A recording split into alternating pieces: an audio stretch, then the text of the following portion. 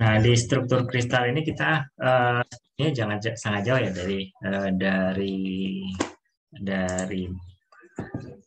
apa, material untuk konstruksi. Tapi sebenarnya cukup penting. Kenapa? Kalau kita mengetahui struktur kristalnya, kita bisa mengaplikasikan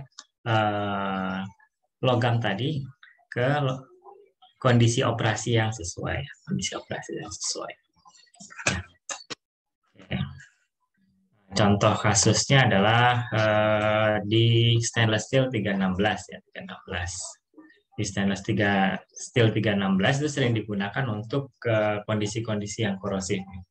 Tapi kalau kita menggunakan stainless steel 316 misalkan atau austenitic yang kepalanya 3 ya, 3 kepalanya 3 itu kita akan mengalami kesulitan dalam pengelasannya. Dengan mengetahui strukturnya, kita bisa tahu bahwa kalau kita kurangi kadar karbonnya menjadi lebih rendah, maka masalah pengelasan itu bisa dihindari. Dari mana? Dari strukturnya, kita bisa pelajari. Nah, sehingga kalau kita mau membuat peralatan pabrik, kemudian menggunakan baja stainless steel tipe austenitic, nanti akan dijelaskan oleh Bu Winnie di diagram fase ya tentang austenitic ini. Nah, kita harus menggunakan yang kandungan karbonnya lebih rendah karena itu akan membentuk struktur kristal yang lebih stabil ya, stabil. Oke. Nah, selanjutnya kita akan masuk ke bagian perilaku mekanik logam. Nah,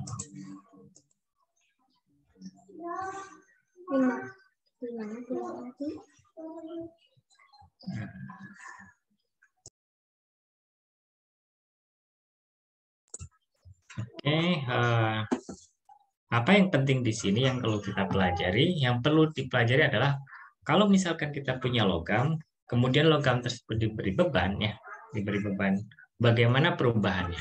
Itu yang penting dipelajari di perilaku mekanik logam.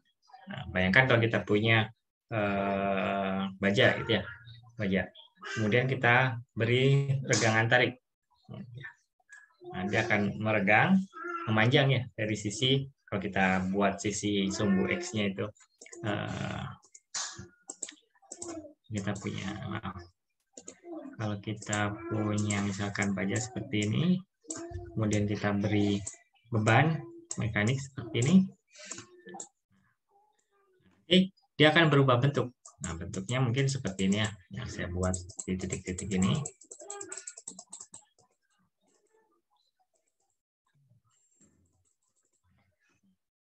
Yang sumbu X-nya, nah kalau kita buat sumbu X ini, sumbu Y di sini, di arah sumbu X-nya dia memanjang, tapi di arah sumbu Y-nya dia akan mengerut. Volumenya sama ya, volumenya. Nah, hanya saja sekarang dimensinya yang berubah. Nah, kalau misalkan kita beri beban lebih banyak lagi, apa yang terjadi? Mungkin saja di sini akan lebih panjang lagi. Ya, tambahkan beban di sini. Sehingga nanti panjang ke arah X-nya akan bertambah lebih banyak, lebih jauh lagi.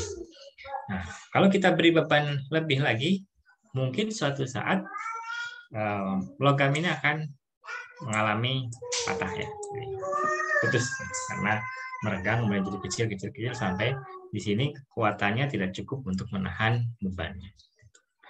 Nah, pertanyaan adalah kapan logam akan mengalami kondisi putus tadi ya, gagal ya. Mengapa penting? Karena kalau kita misalkan mendesain vessel, di situ ada tekanan kerja, ya, tekanan kerja dari fluida di dalam vessel. Kalau misalkan ternyata bahan logamnya tidak sanggup menahan tekanannya, ya maka peluang terjadinya kerusakan, kebocoran dan sebagainya itu besar. Jadi kita harus memastikan bahwa ketebalan logam untuk vesselnya itu mencukupi untuk menahan tegangan. Itu kita belajar tentang perilaku mekanik logam. Ya. Nanti ada banyak istilah di sini, kekerasan, kekerasan, ya. Kemudian nanti ada brittleness ya, kemudahan untuk jadi apa? Brittle itu seperti getas ya, getas. Tuh, seperti itu ya. Jadi secara umum. Oke, nah berikutnya apa faktor yang berpengaruh terhadap sifat mekanik? Ya, sifat mekanik yang pertama adalah beban. Ya. Beban itu bisa berupa gaya tarik seperti tadi yang saya gambarkan, bisa sebaliknya gaya tekan, ya, gaya tekan. Atau misalkan kita punya nah, kan kita punya batang logam seperti ini. Kemudian bebannya tidak satu arah, yang bagian atas ke arah kanan, kemudian yang bagian bawah ke arah kiri. Atau di sini bisa saja menahan ya, yang beban yang sebelah kiri. Sehingga kita akan mengalami gaya geser. Nah, jadi di sini paling besar gayanya, kemudian ke sini mengecil, di sini sebaliknya arahnya. Ya. Kita akan mengalami gaya geser di bagian ini. Atau gaya puntir sebenarnya sama seperti gaya geser tadi, tapi arahnya rotasional ya, memutar. Ya. Nah, ada material-material yang kemampuan menahan beban tariknya besar, contohnya logam. Tapi ada juga material yang kemampuan menahan beban tekannya itu besar, contohnya beton. Ya. Nanti keramik, kita belajar keramik. Jadi ada kombinasi itu. Nah, kalau nanti akan belajar tentang komposit ya, komposit salah satunya itu menggabungkan antara kekuatan tarik dari logam dengan kekuatan tekan dari beton. Jadi dari semen ya jadi beton, aja beton bertulang. Jadi semen kemudian di dalamnya dipasang besi-besi yang biasa kita lihat untuk bangun rumah, untuk bangun jembatan, jalan dan sebagainya.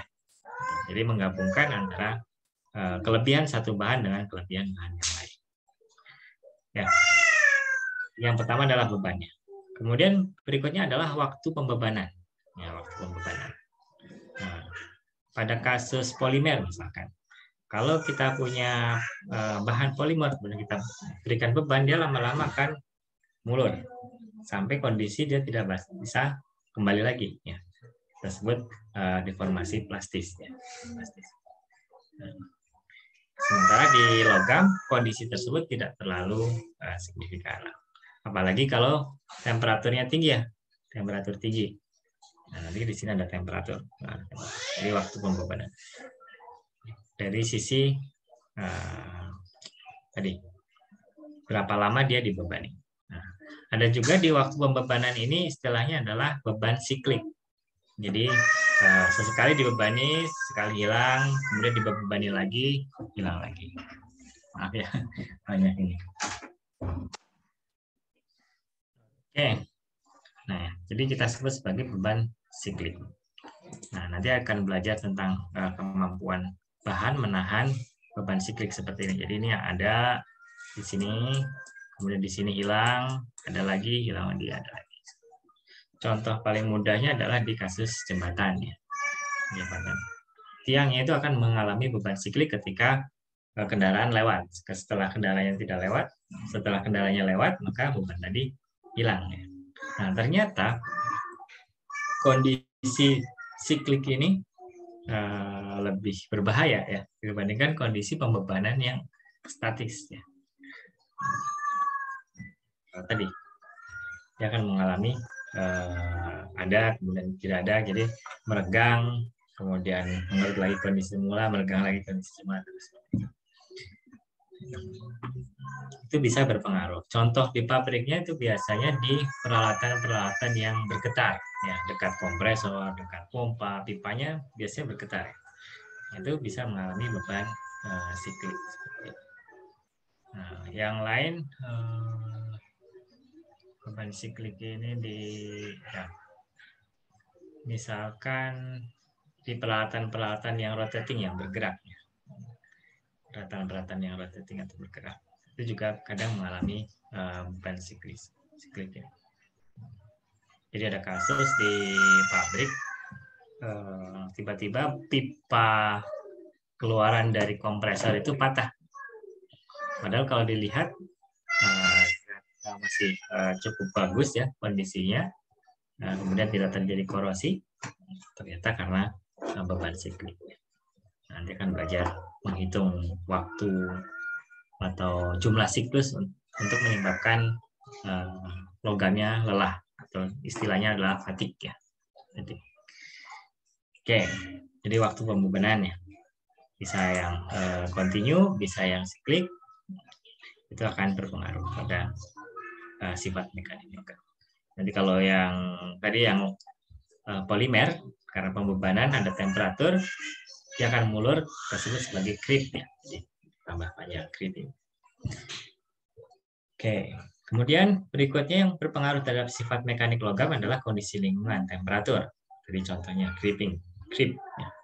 Kemudian apakah lingkungannya itu inert atau korosi?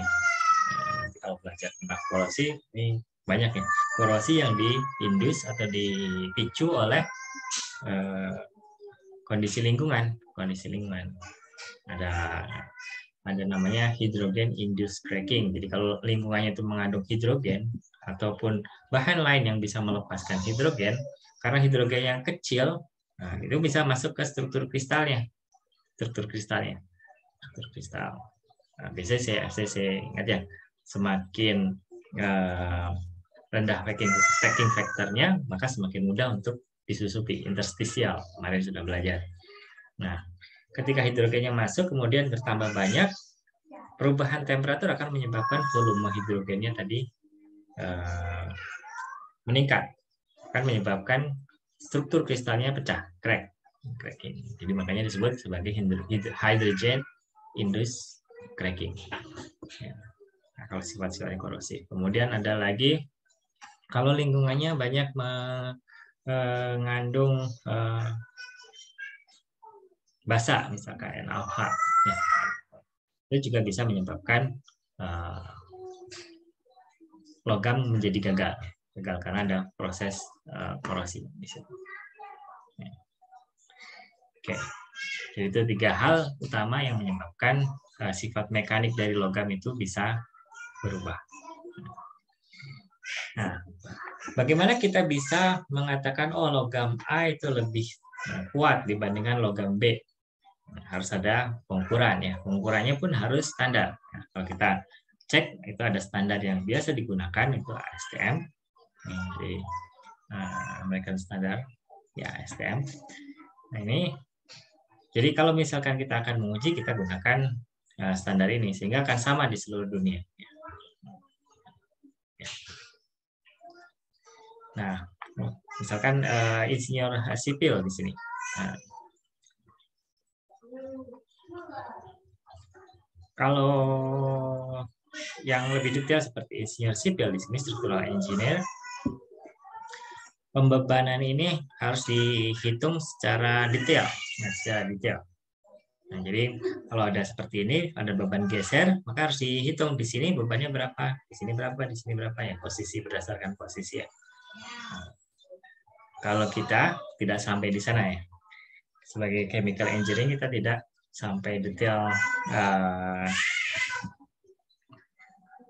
distribusi tegangannya seperti apa. Kita biasanya berasumsi bahwa distribusi tegangan di seluruh bagian ini merata.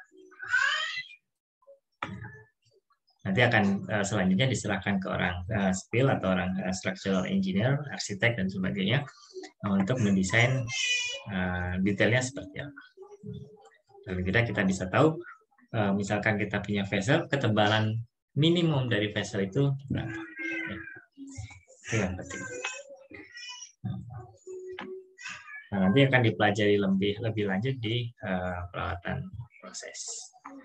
Nah, beda lagi bidang spesifik dari insinyur material. Ya, insinyur material. Kalau di insinyur material ini lebih fokus ke produksi dan fabrikasi bahan agar sesuai dengan persyaratan analisa tegangannya. Nah, jadi misalkan butuh 100 megapascal bahan yang bisa menahan tekanan 100 megapascal. Nah, bagaimana caranya? Misalkan diperkuat dengan paduan, kemudian diubah struktur kristalnya, Anda akan belajar itu ya. Nah, itu pekerjaan dari orang material. Yang menarik adalah orang material ini harus disuplai dengan insinyur material ini harus disuplai dengan data awal ya, data awal. Jadi kita ingin beroperasi pada kondisi seperti apa, tegangan berapa, temperatur berapa, baru mereka memformulasikan. Siapa yang menentukan kondisi awalnya ini? Ya orang teknik kimia. Ya, kita merancang proses, tentukan tekanannya P-nya, kemudian temperaturnya T. Nah, baru nanti diserahkan ke orang metalurgi atau material untuk menentukan bahan yang cocok. Gitu. Nah, kita harus juga punya pengetahuan dasar ya untuk menentukan material apa yang cocok untuk kondisi operasi tadi. Ya. Jangan sampai kita terima saja mentah-mentah. Oke, itu pentingnya kita belajar perilaku mekanik logam maupun bahan konstruksi ini. Yang sudah saya sampaikan ya. Jadi beban ini bisa beban statik, yang kontinu tadi ya, statik, atau yang siklik. Tapi di sini kita tidak membahas dulu beban yang siklik. Nanti akan dibahas di bagian belakang. Nah, contoh beban statik di sini adalah di sini beban tarik. Kemudian di sini contohnya adalah beban tekan. Ya, F-nya ke sini. Nah, dari awalnya segini, kemudian berikan beban tekan, dia akan memendek L. Tadinya L0, dia akan menjadi L. Nah, jadi kita pelajari berapa perubahan L-nya ini terhadap gaya yang diberikan. Nah, ada bahan-bahan dengan gaya yang sama, perubahannya delta L-nya itu besar, ada yang delta L-nya kecil. Nah, sama seperti ini. Diberikan gaya yang sama, ada yang delta L-nya, L0 di sini, L di sini ya. Delta L-nya, perubahan panjangnya itu besar, ada yang kecil. Nah, itu berpengaruh ya. Contoh kasusnya kalau kita merancang vessel dengan baja dibandingkan kalau kita merancang dengan titanium. Titanium itu jauh lebih kuat dibandingkan baja.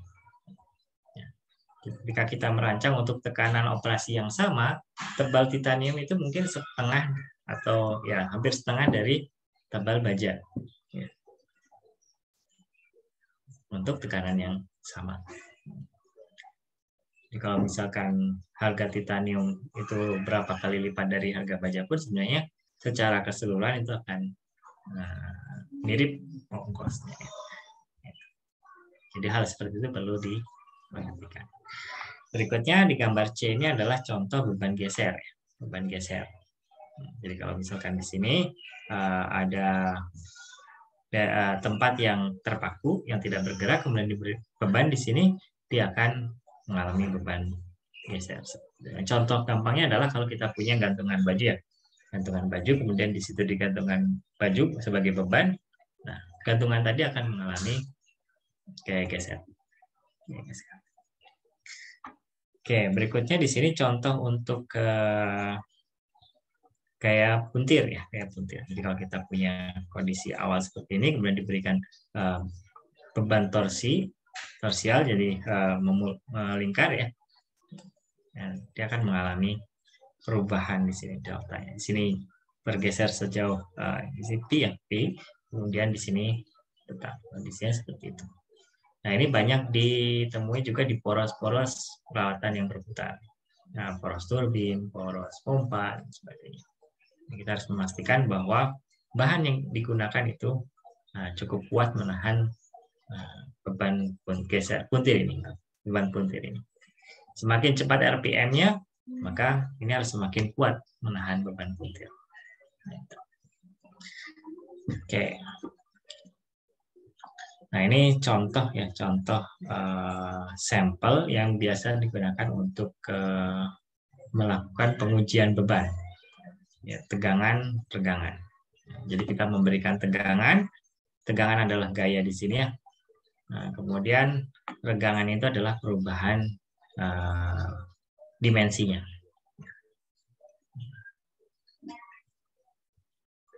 Ya, jadi kita melihat hubungan antara gaya yang diberikan dengan perubahan bentuk. Jadi kita sebut tegangan atau stress strain.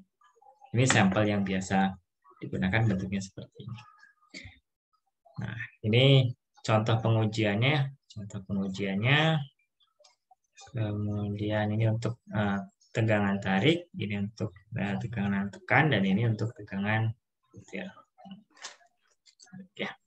Nah, saya ada beberapa video. Tunggu sebentar ya, saya stop share dulu untuk diperlihatkan.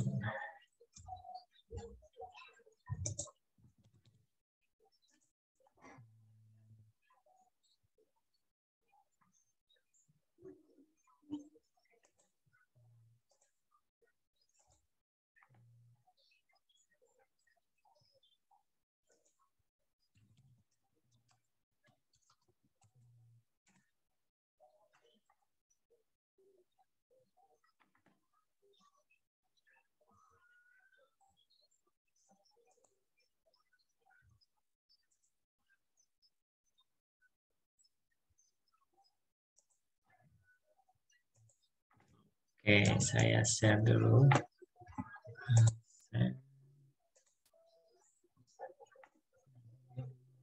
Share sound.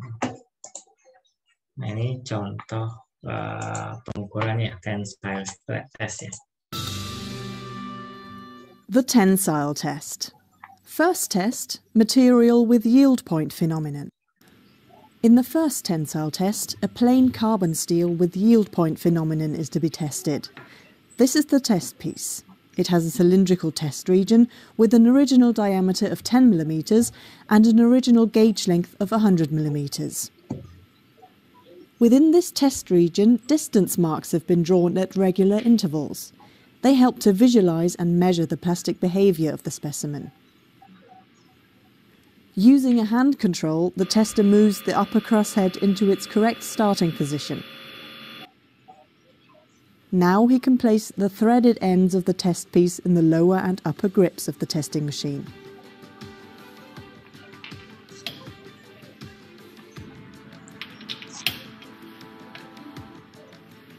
In the next step, he swings the extensometer into its working position and checks that everything is correctly prepared. Then he selects all necessary testing parameters on the control computer.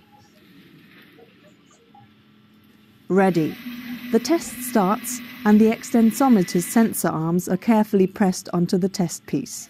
This way, the gauge length can be measured throughout the whole tensile test. The gauge length is displayed at the bottom right-hand corner of the screen. At the beginning, it amounts to 100 mm. During the tensile test, the test piece is slowly and constantly elongated with a standardized speed. The force that the test piece opposes to the imposed elongation is recorded and can be seen at the bottom left-hand corner of the computer display. The material behavior can best be observed in a force elongation diagram. The force F is being plotted upwards on the vertical axis, the elongation delta L towards the right on the horizontal axis. At first, the force rises rapidly. Force and elongation are proportional and form a steep, straight line in the diagram. In this area, the material behaves elastically. If the test piece were to be unloaded from this area, it would spring back completely to its original length. In materials with yield point phenomenon, the end of the elastic area can be seen clearly. The plastic deformation starts abruptly and is accompanied by a sudden drop of force. If the test piece were to be unloaded now, it would not spring back to the original length, but instead show a permanent elongation. In the next stage of the tensile test, an almost constant force level with slight fluctuations occurs. This phenomenon is called the Luders effect. After a certain strain, known as the Luder strain, the force increases again. The material opposes an increasing force against the imposed elongation. Its strain hardens.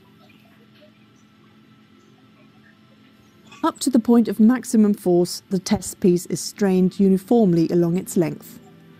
This means that the test piece gets longer and thinner but keeps a cylindrical shape.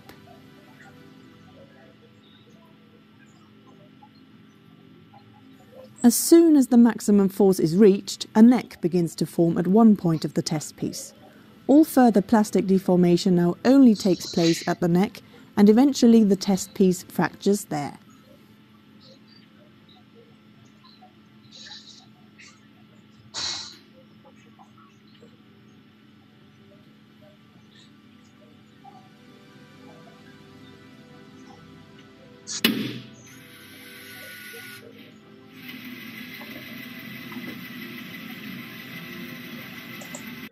Ya, itu kira-kira cara melakukan pengukuran tadi stress strain ya.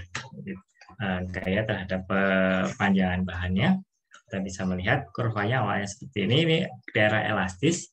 Artinya apa? Daerah di sini ketika ditarik kemudian dilepaskan bebannya dia akan kembali ke kondisi semula. Tapi begitu sudah sampai ke daerah di sini ini kondisi plastis. Ya. Jadi ketika ditarik dia bertambah sebanyak delta L. Dilepaskan bebannya delta L-nya tadi tidak kembali lagi. Jadi ada tambahan L ditambah delta L. Itu perubahannya. Terus sampai ke sini sampai gayanya maksimum, kemudian terbentuk necking ya. Di sini ada necking. Tidak ada bagian yang menyempit, kemudian patah. Seperti itu kira-kira kondisi untuk mendapatkan karakteristik atau perilaku stress strain-nya. Oke. Semoga itu bisa memberikan gambaran yang lebih jelas ya terkait dengan stress strain ini. Oke, kembali lagi ke sini. Nah, hubungan dari stres di sini gaya persatuan luas ya. Di sini stres, nah, gaya persatuan luasnya tahu di sini. Kemudian ada juga strain. Kita beri nama epsilon di sini adalah delta L-nya perubahan panjangnya dibandingkan dengan panjang awal. Ya. Nah, sehingga kita bisa menghubungkan tadi gayanya kan bisa kita ukur ya. Kemudian kita tadi punya diameter dari material ujinya, kita bisa menentukan luas penampangnya A0 ya. Kita dapatkan stresnya. Kemudian kita dapatkan di sini stresnya dari delta L per L. Nah, ini yang dihubungkan jadi kurva X. Jadi X-nya adalah strain, kemudian Y-nya adalah stress. Oke. Untuk uji tekan sama seperti uji tarik, tapi gayanya tidak ke arah luar tapi ke arah dalam. Ya, sehingga di sini nilainya negatif. Kemudian untuk uji geser dan putir sebenarnya mirip juga ya, mirip juga. Jadi kita berikan gambar seperti ini, tahu ini gamma. Di sini F per A0 sama ya definisi dari tegangan gesernya. Tegangannya sedikit berbeda, tangan theta. Jadi kondisi apa namanya, titik singgungnya seberapa jauh ya dari kondisi semulanya tangan theta. Oke. Nah, kemudian di regangan puntir ini kita mengenal namanya torsi dan gaya torsional, gaya yang memutar ya. Nah, ini gaya torsional adalah gerak rotasi di sekeliling sumbu longitudinal di salah satu ujung benda, di mana ujung yang lain ditahan tetap.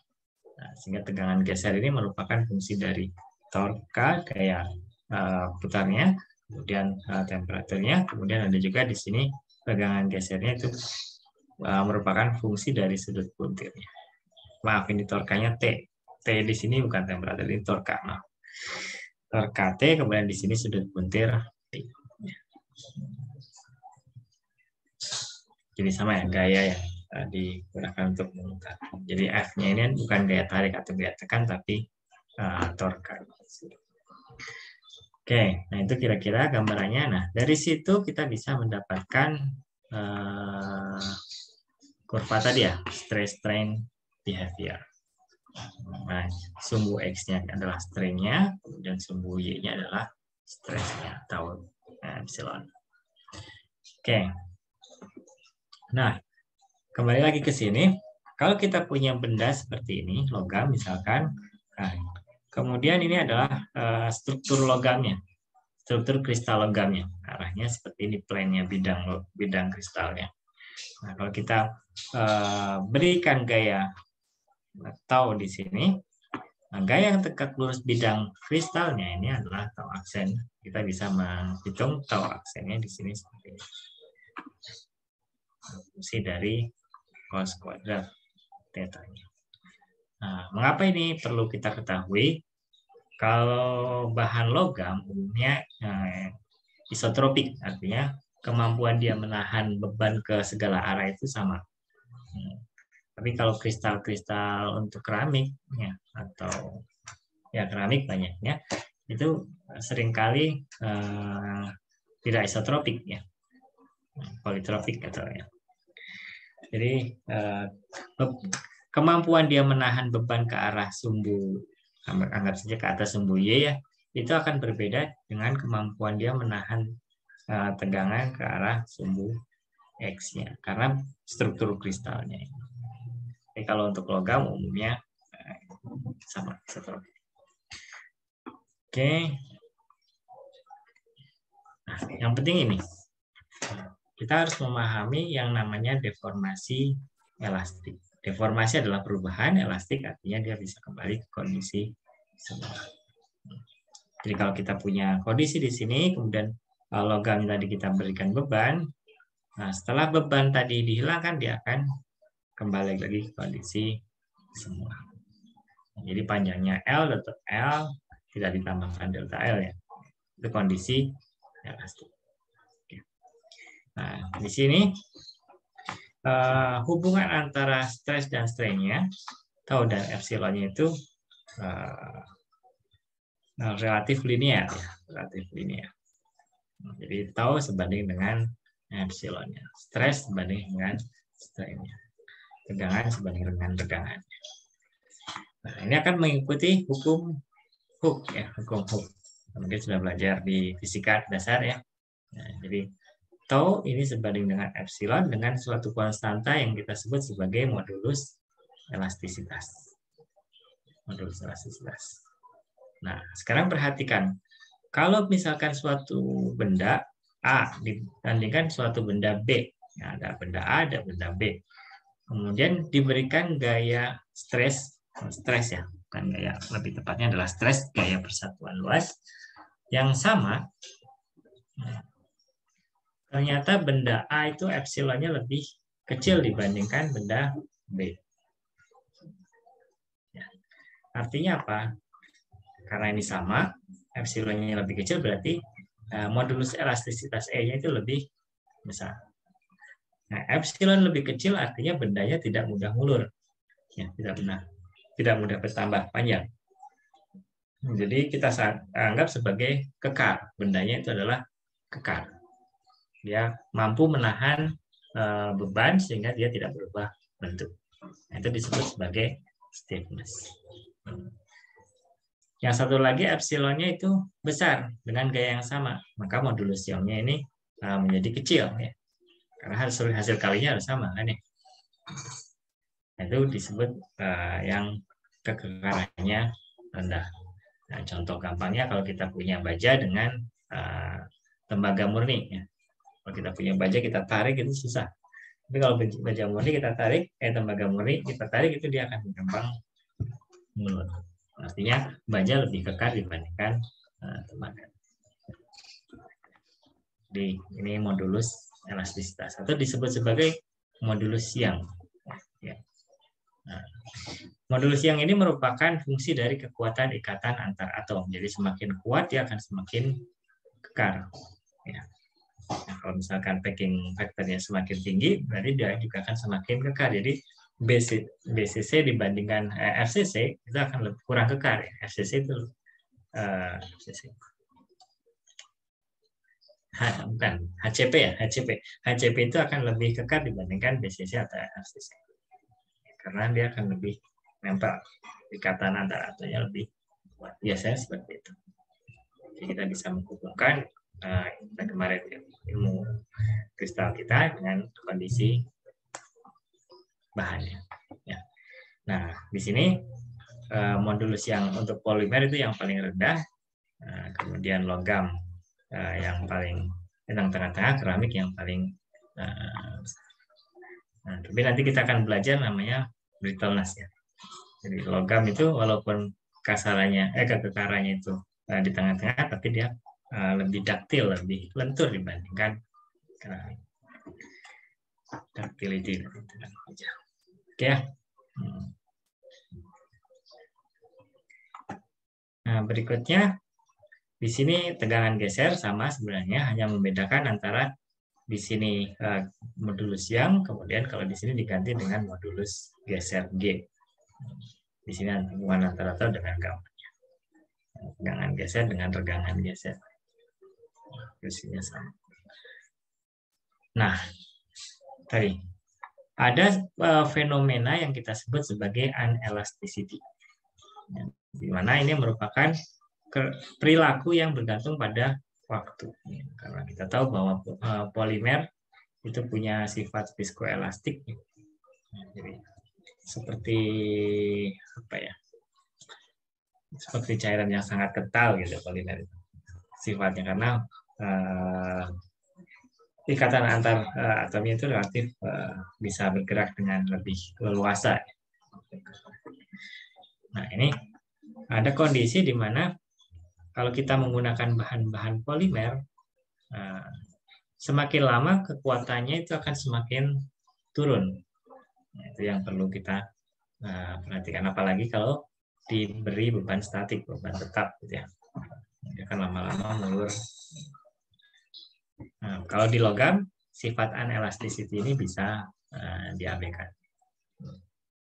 Sekarang ada tren untuk menggantikan bahan-bahan logam dengan polimer. Ya. Contohnya untuk piping tekanan rendah, temperatur rendah, itu untuk menghindari korosi, orang cenderung mengajukan polimer sebagai alternatifnya.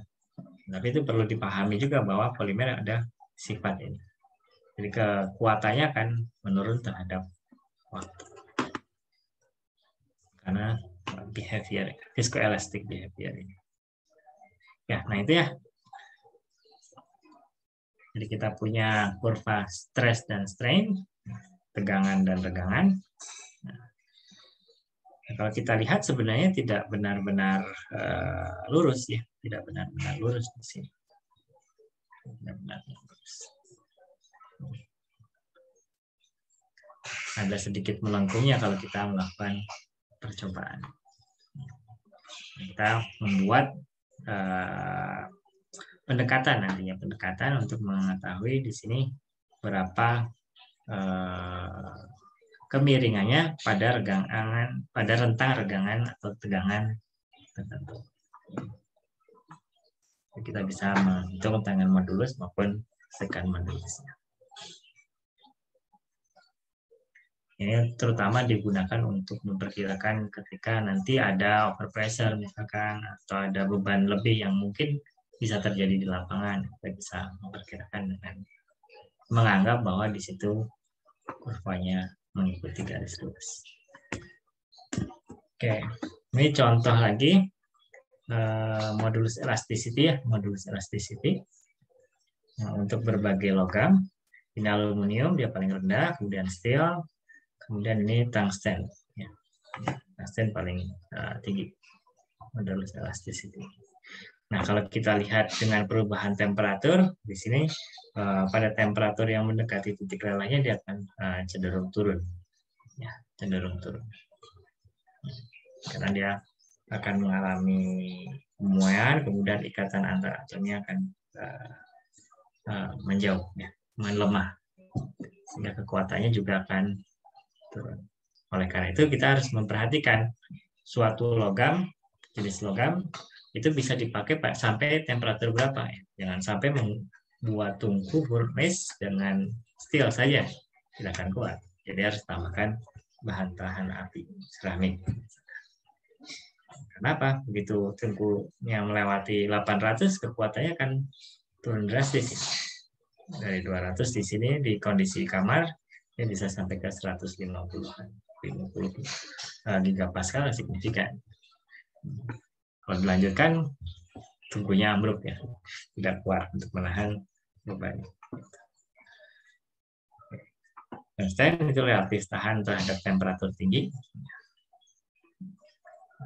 Kayak yang banyak dulu lampu pijar menggunakan tungsten ya. Karena temperatur tinggi dia masih kuat dan tidak berubah. Oke, nah ini tabel 6 ini contoh modulus elastisitas, modulus geser, dan nanti akan dijelaskan tentang nisbah Poisson. Apa itu nisbah Poisson? Ya, untuk aluminium, kuningan, CuMg, Ni, baja, dan titanium. Kalau wolfram itu biasanya untuk gabungan, untuk paduan ya, tidak digunakan sebagai satu logam murni untuk konstruksi, biasanya paduan, Ti, baja.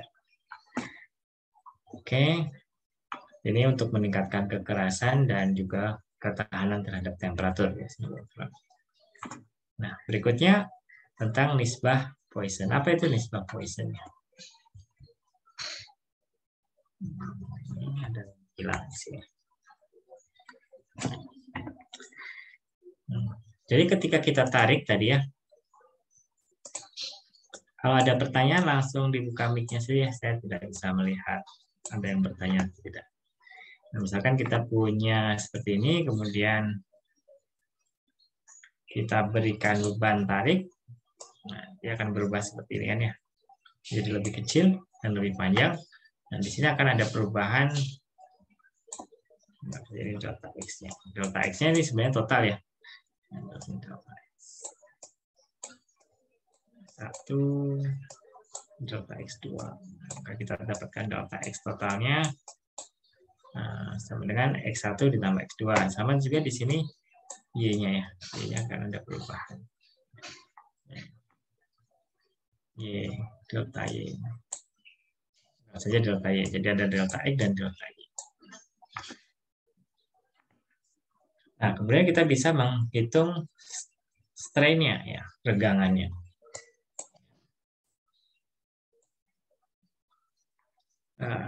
Oke, kalau di sini, salah. Di sini membuat XYZ-nya karena sumbu silinder ya. Kalau kita buat silinder seperti ini, nah, buatnya seperti ini. Sumbu dari sini berarti di sini adalah X, Y, dan Z. Oke. Saya proyeksikan ini ke yang sumbu ini ya. Nah, kalau kita tarik ke atas, ke arah Z, maka di arah Z akan ada perubahan sebanyak ini, epsilon Z, kemudian ke arah X dan Y itu akan sama, sebesar X ya. Nah, di sini kita berikan gayanya searah sumbu Z. Ya. Nah, jadi Poisson ratio ini membandingkan antara regangan ke arah tegak lurus dari bidang gaya, tegak lurus dari gaya dibandingkan dengan regangan searah gayanya. Nah, kalau kita lihat di sini X dan Y-nya dia akan berkurang, lebih kecil ya, lebih kecil, sehingga di sini dibuat Poisson ratio-nya minusnya. Karena yang epsilon X dan epsilon Y-nya ini negatif, berkurang. Epsilon Z-nya bertambah. Jadi diberikan tanda negatif di sini.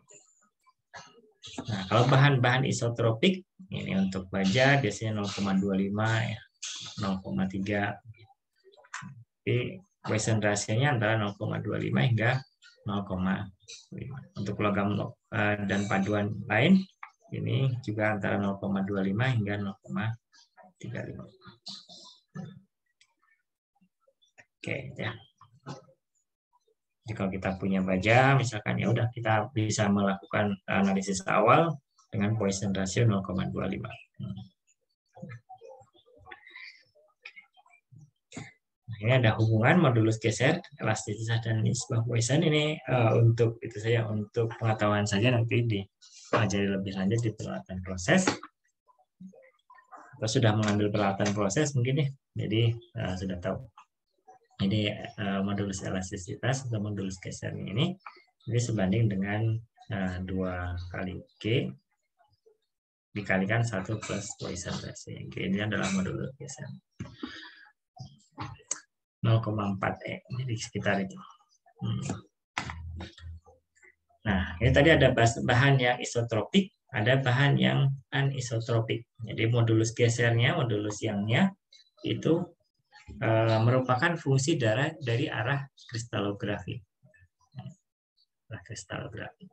Jadi kalau tegak lurus arah kristalografi mungkin dia akan kuat, tapi kalau searah arah kristalografi dia mungkin akan kuat, tapi kalau tegak lurus dia akan lemah. Oke. Nah, saya punya Lego di sini ya. Jadi kalau misalkan kita punya seperti ini ya. Kalau yang bahan isotropik, nah ini ditarik ke arah samping dengan ditarik ke arah atas bawah, modulus yangnya akan sama.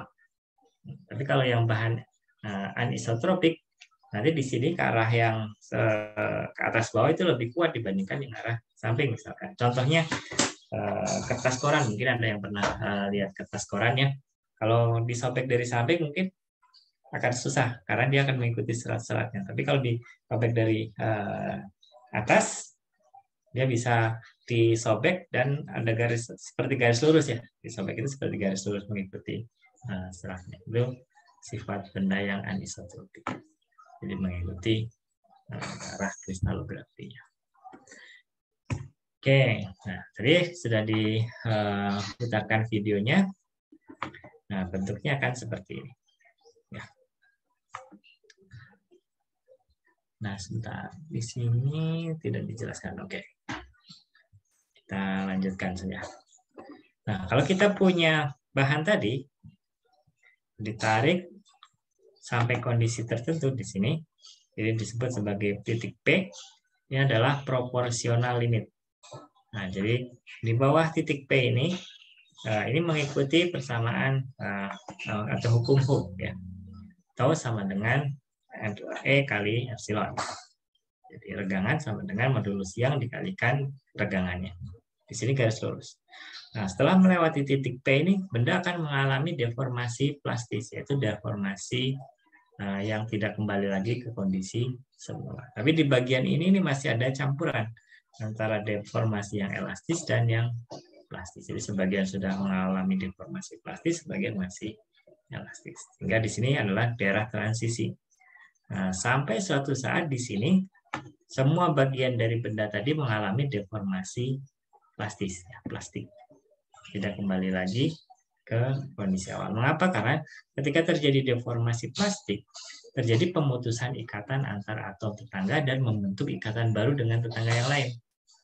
Nah, ini umumnya terjadi pada regangan di atas 0,005. Lebih besar dari 0,005. Nah, bagaimana kita bisa menentukan titik P dan titik, nah kita sebut di sini adalah yield stress ya. Yield itu luluh, titik luluh. Jadi tegangan yang menyebabkan perubahan plastik keseluruhannya. Tidak ada campuran lagi elastis. Nah, bagaimana kita bisa menentukan posisi ini? Yield stress. Kalau ini proporsional ya. Dari gambar tadi tidak terlalu terlihat. Untuk memudahkan secara engineering, kita bisa menentukan yield stress-nya ini. Caranya adalah kita tarik dari titik awalnya di sini sejauh 0,002. Ya. Kemudian kita tarik garis sejajar dari titik di sini 0 misalkan sampai P ini, kita buat garis sejajar dengan jarak 0,002. Nah, sampai bertemu dengan kurvanya. Nah, titik ini kita sebut sebagai yield stress. Nah, jadi bahan itu mulai luluh dan mengalami deformasi plastik. Oke, nah kalau di kondisi nyata itu ada yang seperti ini bagus ya, ada juga yang tadi seperti yang di video. Jadi sampai di sini ada upper yield point-nya dulu, baru nanti turun. Di sini ada lower yield point-nya. Nah, kalau kita mendesain peralatan, pastikan tidak melewati titik ini ya, tidak melewati titik P ini.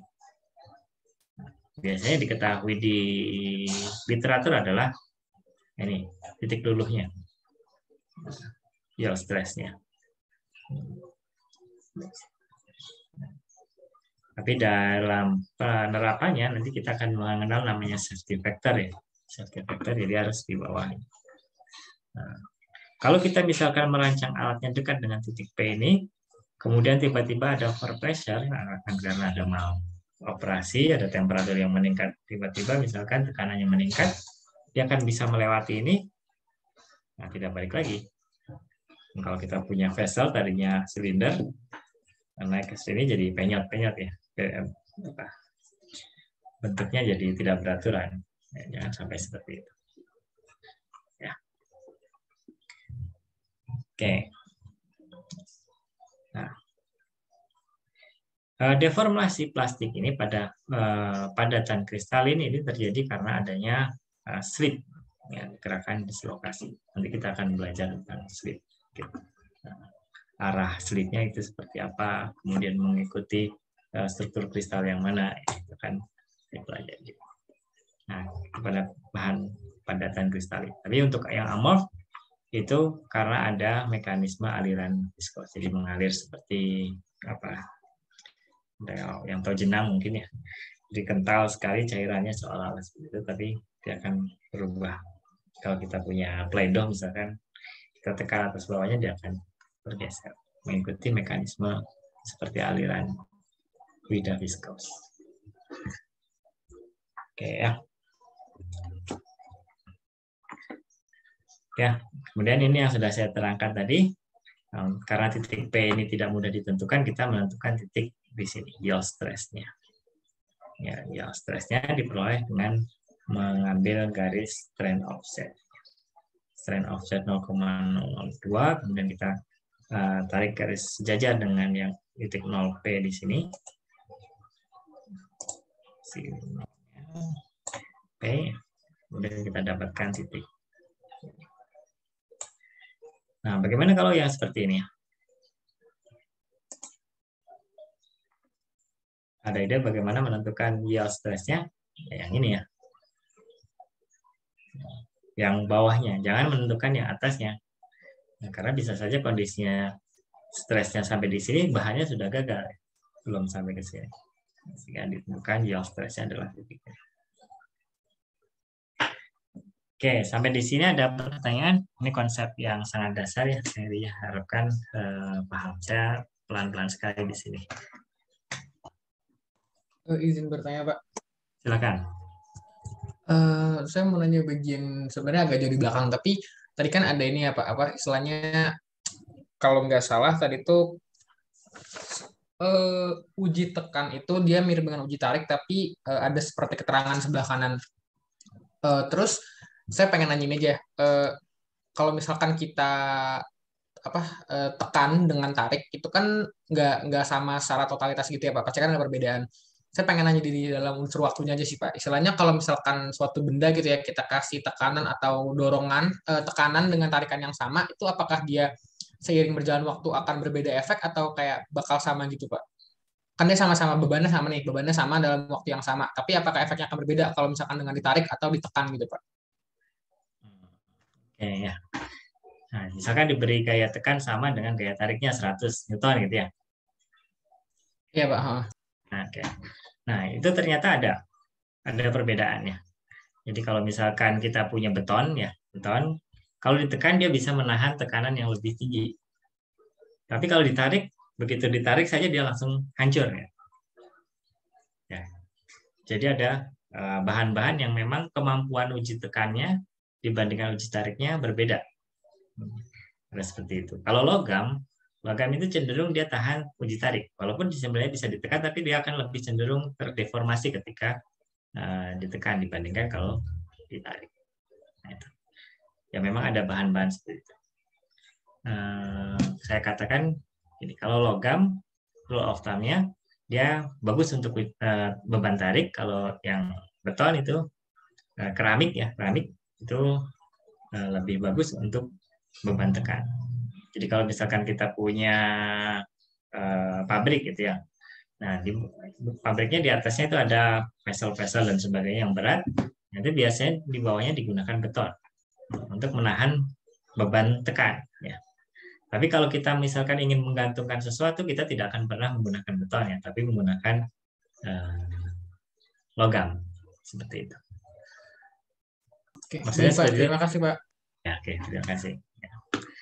Jadi ada bahan-bahan tertentu yang dia mampu menahan tarikan lebih bagus dibandingkan tekanannya. Atau sebaliknya, yang tekanannya dia mampu menahan lebih besar dibandingkan tarikannya. Oke ya. Oke. Nah itu sangat Aku izin bergantung. bertanya, Pak. Oh ya, silakan. Saya ingin bertanya soal yang video tadi, Pak. Iya, ya. Tadi kan ada kayak 3 fase kan, Pak. Saat pengujian tegangan itu ada elastik, terus plastik, baru terbentuk neck, terus baru patah ya, Pak? Ya, ya. Nah, itu berarti setiap bahan itu akan melalui 3 fase itu, Pak, di setiap pengujian tegangan, atau itu terjadi pada bahan-bahan tertentu aja ya, Pak? Terima kasih. Pertanyaan bagus sekali ya. Pertanyaan bagus. Jadi kalau kita lihat tadi di pengujiannya, saya gambarkan di sini ya. Nah, saya teruskan di sini, gambarnya tadi seperti ini kan ya. Jadi di bagian plastisnya itu ada panjang. Tapi ada bahan-bahan tertentu ketika diuji. Nah, begitu sampai di daerah perubahan plastis ini langsung putus. Nah, jadi di sini udah putus gitu. Jadi tidak ada daerah plastis di sini. Nah, daerah plastis di sini. Ini tidak ada.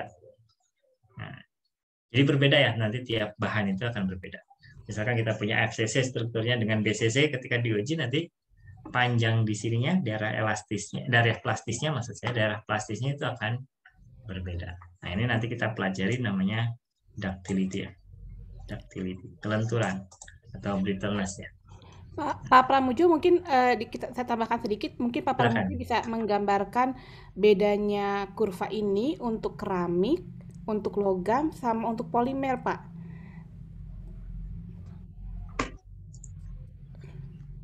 Maaf ya Pak, nyuruh-nyuruh.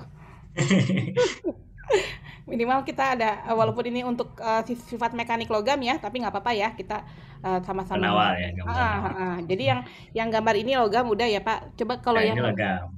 Kalau yang keramik, dia akan sangat tinggi Pak. Coba mungkin bisa gambarkan. Saya gambarkan ya. Yang stiffness-nya tuh hampir vertikal. Ya, jadi di sini. Sampai terus atas banget, tapi udah berhenti. Stop, nggak bengkok Pak. Langsung apa namanya? Dia nggak ada ductility. Jadi kalau misalkan ini kita buat sebagai gambaran aja ya. Kalau misalnya, nah ini misalkan keramik dia sampai paling tinggi banget, tapi dia udah berhenti di situ. Artinya hampir tidak ada dia terdeformasi plastik. Gitu ya, artinya kalau keramik tuh dia nanti ini ya, getas ya, brittle ya, sangat getas, kayak kalian narik kapur ya.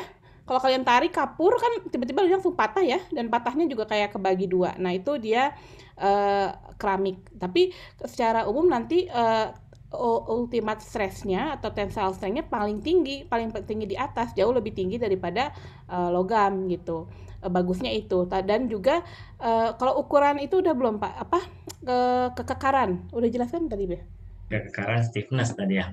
Ya, nah stiffness. Nah jadi kalau keramik itu karena dia kekekarannya jauh lebih tinggi daripada logam, pasti dia tangannya tuh dia lebih vertikal ya. Jadi delta gradiennya itu akan jauh lebih tinggi dibandingkan yang si logam. Nah, satu lagi kalau misalkan Pak Pramujo bisa gambar lagi, satu lagi adalah polimer. Nah, kalau polimer tuh dia di bawah tuh, panjang banget ininya. Nah, terus bahkan kadang-kadang ada yang ke atas ya Pak ya, mulur ya. Nah, ada yang mulur. Ada juga yang mulur juga ke atas sama. Jadi sebagai gambaran kalau ductility-nya logam itu 0,3, ductility-nya polimer itu bisa sampai 300%, 500% gitu. Yang satu mungkin 30% kalau logam. Jadi dari betul tadi beda-beda ya daerah plastik sama elastiknya gitu. Mungkin itu saja dari saya ya. Oke, terima kasih tambahannya Bu ini. Ya. Oke, nanti akan lebih jelas lagi ketika sudah sampai ke bagian keramik dan polimer. Di sini secara umum seperti ini ya. Logam bentuknya akan tipikal seperti ini, 30% dari deformasinya, strainnya. Kalau yang keramik tidak akan punya daerah yang ductility ya, tidak ada daerah plastisnya. Oke, ada lagi pertanyaan? Oke, Oke, kalau tidak ada, saya lanjutkan. Nah, ini tadi sudah diperlihatkan dalam video ya. Nah, tau-nya adalah kuat luluhnya di sini, daerah ininya.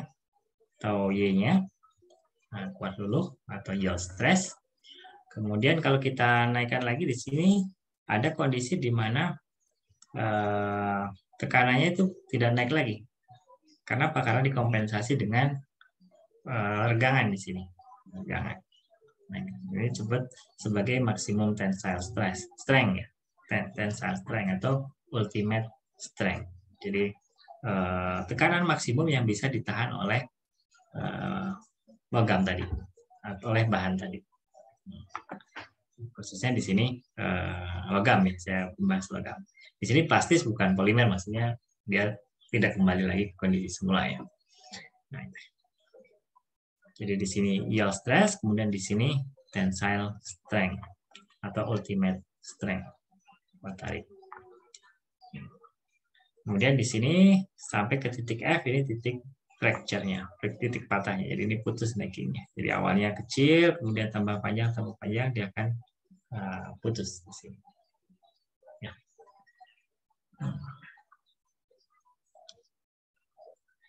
Nah, kalau bahan yang daerah elastiknya tidak linear, tidak ada strain offset, kuat luluhnya itu ditentukan pada strain 0,005. Ya, jadi kuat luluh. Kalau tidak ada daerah yang atau yang jelas ya, daerah elastiknya tidak linear. Oke, kemudian ini pengertian tensile strength dan ultimate strength adalah tegangan maksimum, tegangan tarik maksimum yang dapat ditanggung oleh bahan. Nah, titik F ini adalah titik patah atau fracture-nya. Oke, nah ini contohnya. Ini untuk baja ya, kita bisa mendapatkan kurva stress strain-nya kan seperti ini.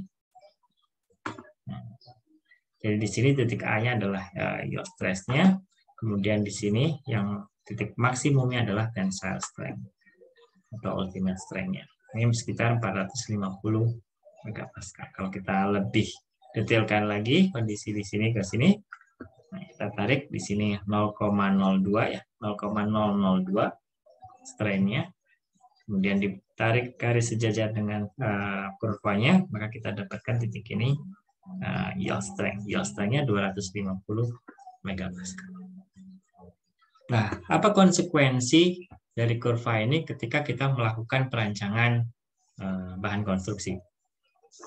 Ya.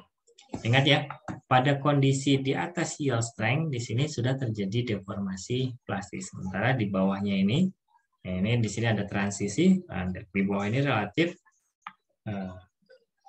perubahan atau deformasinya itu sifatnya elastis. Jadi akan kembali ke kondisi semula. Jadi kalau kita merancang, pastikan ada di daerah yang elastis.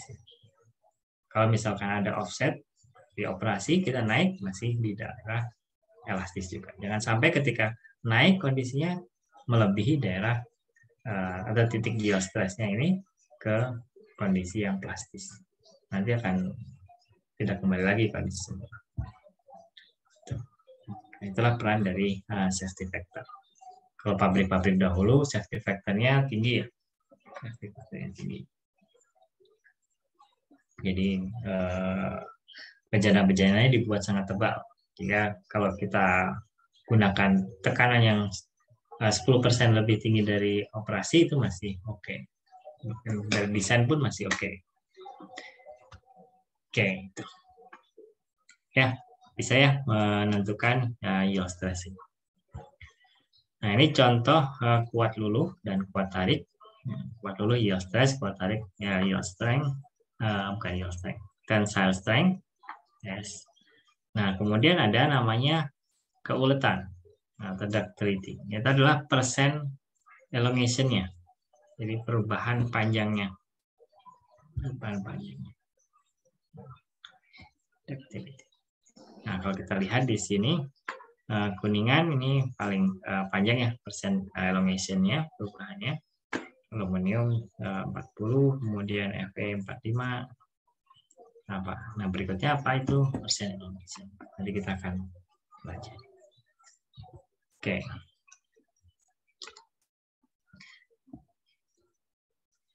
Ya, tadi yield strength, tensile strength, kemudian berikutnya adalah keuletan atau kita sebut sebagai ductility. Tadi disampaikan perbandingan antara keramik, logam, dan polimer. Di mana perbedaannya? Di daerah deformasi plastisnya. Nah, jadi ketika kita berbicara keuletan, ductility, kita berbicara deformasi plastis. Nah, jadi keuletan adalah ukuran derajat deformasi plastis yang masih dapat ditanggung oleh bahan hingga patahnya. Ya, kalau kita punya bahan, misalkan yang biru ini, nah, dari titik ini ke deformasi plastis dan patah di sini titik B itu pendek, ya pendek. Dibandingkan kalau yang merah, bahan merah ini begitu sampai ke daerah plastisnya dia masih bisa bertahan sampai ke patahnya di sini titik B. Artinya apa? Artinya bahan yang merah ini lebih ulet dibandingkan bahan yang B. Logam lebih ulet dibandingkan keramik. Polimer jauh lebih ulet dibandingkan logam maupun keramik. Oke, itu. Bahkan mungkin disebutnya brittle karena tidak ada deformasi plastisnya ya kalau yang keramik. Nah, keuletan ini dinyatakan sebagai percent elongation. Nah, percent EL itu adalah panjang saat fracture dikurangi panjang awal dibagi dengan panjang awal dikalikan 100%. Atau bisa juga dinyatakan dalam percent area reduction. Ini pengurangan areanya ya. Yang tadi ketika kita punya bahan ditarik seperti ini, nah dia akan menjadi lebih sempit areanya. Nah, perubahan area ini kita hitung. Jadi area awal dikurangi area ketika saat fracture-nya dibagi dengan area awal. Itu disebut sebagai percent area reduction, percent AN. Ya, jadi bahan yang sedikit atau tidak mengalami deformasi plastis sebelum patah kita sebut sebagai brittle. Nah, ini biasanya strain brittle-nya atau fracture-nya itu kurang dari 5%, kurang sama dengan 5%.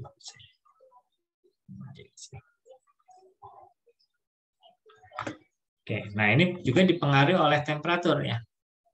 Temperatur. Nah, kalau temperaturnya naik, ini tensile strength dan yield strength-nya akan menurun. Jadi bahannya jadi lebih mudah meluruskannya, berubah ke arah deformasi plastis. Tapi keuletannya akan meningkat, ductility-nya akan meningkat. Jadi lebih ulet kalau bahan dikenakan kerja pada temperatur yang lebih tinggi. Jadi lebih gampang mulur ya. Jadi deformasi plastisnya lebih baik sampai ke titik fracture-nya lebih panjang. Jadi kalau kita gambarkan misalkan di sini kondisi awalnya, kemudian kalau kita buat temperaturnya lebih tinggi mungkin bentuknya akan seperti ini ya, jadi lebih panjang. Nah, tapi tensile strength dan yield strength-nya turun. Oke. Itu penting pengaruh temperatur terhadap ductility. Oke, berikutnya kita kenal istilah namanya resilience. Apa itu resilience? Ini adalah kapasitas bahan untuk menyerap energi saat mengalami deformasi elastik. Nah, kembali lagi kita berbicara kondisi deformasi elastik ya. Nah, deformasi elastik. Nah, kemudian ada namanya modulus of resilience. Nah, ini adalah integral dari stres dikalikan delta strain-nya. Dari strain 0 sampai strain Y, epsilon Y. Ya. Jadi ini adalah modulus resilience. Ya. Nah, kemudian ada satu lagi yang kita kenal sebagai energi resilience-nya. Berapa? Setengah dikalikan tau Y dikalikan Y. Nah, kalau kita lihat di grafiknya, nah, mungkin grafiknya di sini ya. Nah, ini adalah luas di sini ya. Tapi di daerah yang elastisnya. Kita tahu daerah elastisnya di sini. Nah, luas di bawah ini adalah energi resilience-nya. Atau kita sebut sebagai modulus of resilience, UR. Jadi luas. Nah, ini adalah UR. Tapi harus di daerah elastisnya ya. Daerah elastisnya. Ini sama seperti energi pegas ya. Energi pegas setengah X. Oke, kemudian kalau kita ubah lagi, di mana strain ini adalah Toye per modulus Young-nya, kita dapatkan modulus resiliennya adalah Toye kuadrat, yield strength kuadrat dibagi dengan 2 kali modulus Young-nya. Oke. Permisi Pak, izin bertanya. Silakan. Untuk persen area reduction ini tuh, untuk areanya tuh yang dihitung tuh hanya yang tegak lurus dengan gayanya atau semua areanya gitu ya Pak? Oke, itu pertanyaan bagus. Jadi karena kita mengujinya tegak lurus ya, jadi yang kita lihat adalah yang tegak lurus gayanya. Jadi kalau kita punya, tadi bahannya seperti ini kan ya.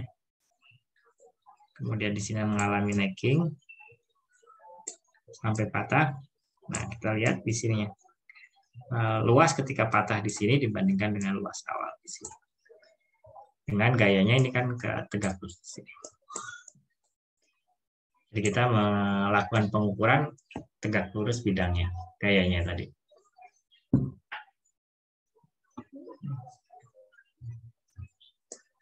Ya. Oke. Masih ada lagi? Cukup, terima kasih Pak. Oke, terima kasih.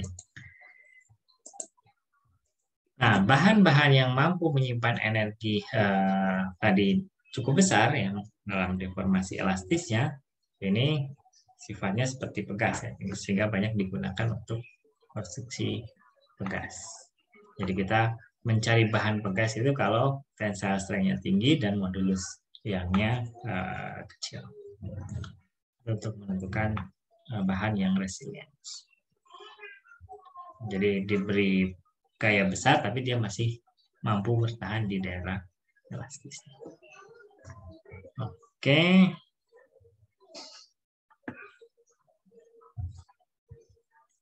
Nah, berikutnya setelah resilient kita berbicara tentang toughness, ketangguhan. Nah, kalau di sini adalah ukuran kemampuan bahan untuk menyerap energi hingga patah. Nah, bedanya dengan resilience tadi, kalau resilient itu adalah ketika kondisi elastis ya. Tapi kalau toughness itu sampai ke kondisi patahnya. Jadi kalau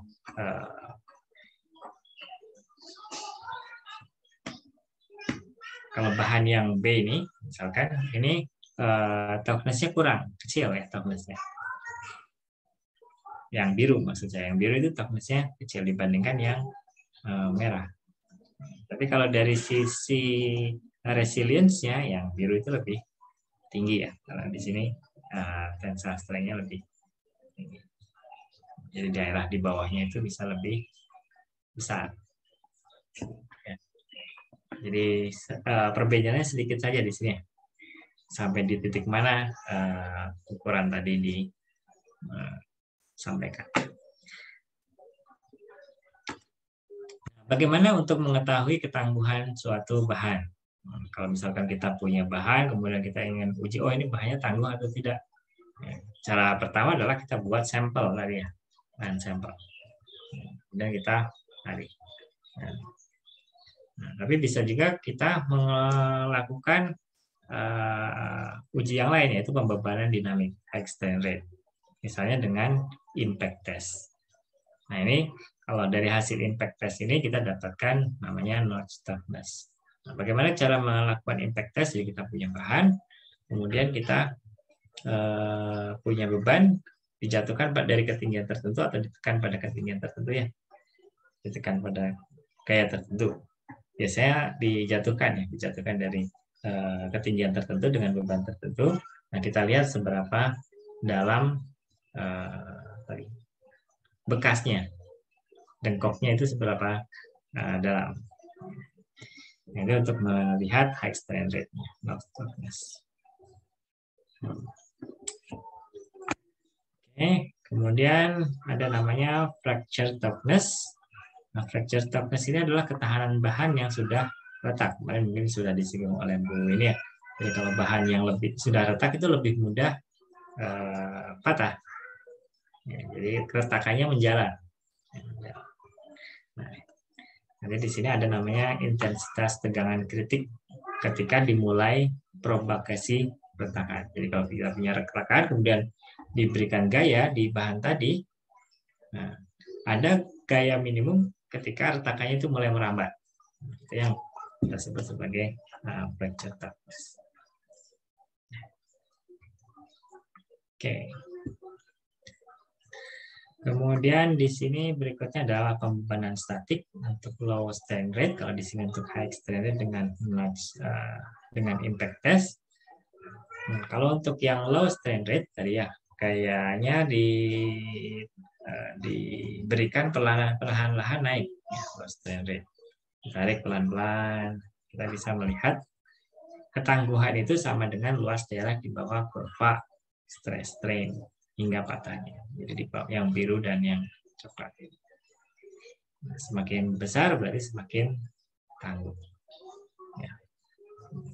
Bahan yang tangguh belum tentu kekar ya di sini. Jadi harus bisa sedikit membedakan tangguh, kekar, keras, stiff ya. Kemudian nanti ada kekerasan ya. Kekerasan itu beda lagi. Kalau kekerasan itu lebih ke arah kondisi permukaannya ya. Nanti akan dijelaskan. Oke. Nah, satuan ketangguhan di sini adalah energi persatuan volume bahan. Jadi energi tadi ya, energinya di sini kan stres dikalikan strainnya setengah, stres dikalikan strain kalau kondisi elastis, kalau di sini integralnya daerah di bawah ini. Kemudian dibagi dengan volume bahan. Nah, disebut tangguh bahannya kalau kuat dan daktil. Ya. Jadi di sininya kuat, tinggi, ya, stresnya, kemudian daktil panjang di daerah deformasi plastisnya. Itu akan jadi material yang tangguh. Jadi kuat dan tahan uji ya. Jadi ditegangkan sampai kondisi yang berubah banyak itu pun masih oke.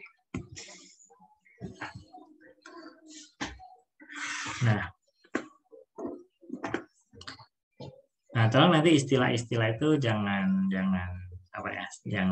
sampai tertukar ya. Ada resilient, ada toughness. Kalau resilient itu di daerah elastis, kalau toughness itu sampai ke daerah patahnya. Nah, berikutnya ketika kita melakukan pengujian stress strain, jadi bahannya itu ditarik. Nah, kita menentukan stresnya adalah gaya persatuan luas. Ya. Nah, kalau kondisi pengujian tadi, kita menggunakan luasnya adalah luas awal, A0. Padahal ketika terjadi necking, luas penampang dari bahan ujinya akan mengecil kan ya. Nah, sehingga ketika kita bagi di sini gaya persatuan luasnya, nah stresnya jadi lebih besar. Itu disebut sebagai true stress. Jadi kalau misalkan kita punya gaya seperti ini, kalau yang tadi kita sampaikan adalah yang biru ini, ya, yang biru ini. Tapi pada kenyataannya karena luas permukaannya itu berubah semakin kecil, yang true stress-nya adalah yang merah ini. Nah, di sini mengapa jadi biru? Karena dari definisi tadi ya. Jadi tau-nya adalah F per A0. Bukan AI ya. A pada kondisi tertentu, tapi A awal. Maka kita dapat kurvanya seperti ini. Karena sebenarnya yang kita lakukan pengujiannya adalah gaya dan regangan kan ya, bukan stres. Stres itu gaya persatuan luas. Oke, gitu ya. Sehingga kita akan dapatkan through stress strain curve. Kemudian di sini dikoreksi dengan perubahan neckingnya. Jadi titik M itu mulai kondisi necking. Ada perubahan lagi, perubahan yang signifikan dari luas penampangnya. Tapi yang kita gunakan adalah yang ini engineering. Jadi semua kurva-kurva nanti menghitungkan stresnya dibagi A0 ya, luas permukaan.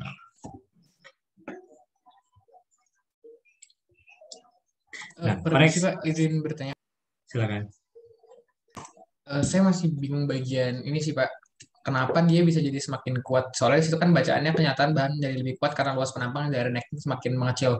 Setahu saya kalau misalkan area semakin besar itu, area di necking itu kan area dia tempat dia mulai putus ya Pak. Itu bukan kalau misalkan semakin besar dia akan semakin susah putus ya Pak jatuhnya. Terus kenapa dia bisa lebih kuat gitu Pak? Nah, pertanyaan bagus ya. Terlihat seperti kontradiksi ya. Kontradiksi. Ya. Nah, bayangkan kalau kita misalkan punya gaya seperti ini ya. Nah, kita punya F. Kemudian di sini ada A0. Nah, bayangkan kalau misalkan kita punya sini gaya yang sama ya. Gaya yang sama F di sini. Kemudian kita punya A1 ya, di mana A0 itu lebih besar dari A1. Kira-kira tau yang benda 1 atau 1 dengan tau 2 itu besar yang mana? 1 dibandingkan tau 2 besaran mana? Tau adalah F per A kan ya, kalau F-nya sama berarti tau 1 itu kurang dari tau 2 kan ya.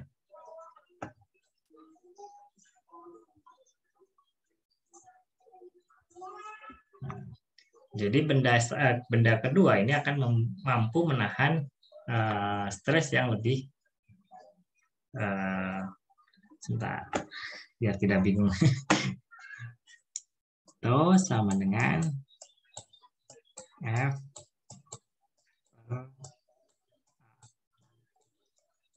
ya.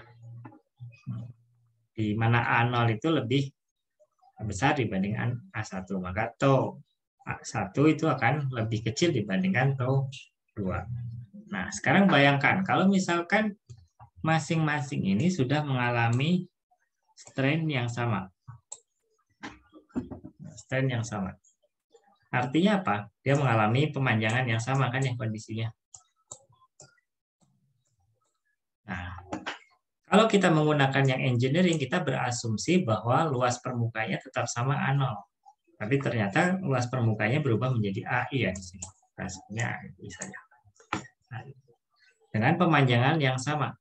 Artinya apa? Sebenarnya ini menahan stres yang jauh lebih besar dibandingkan yang 1.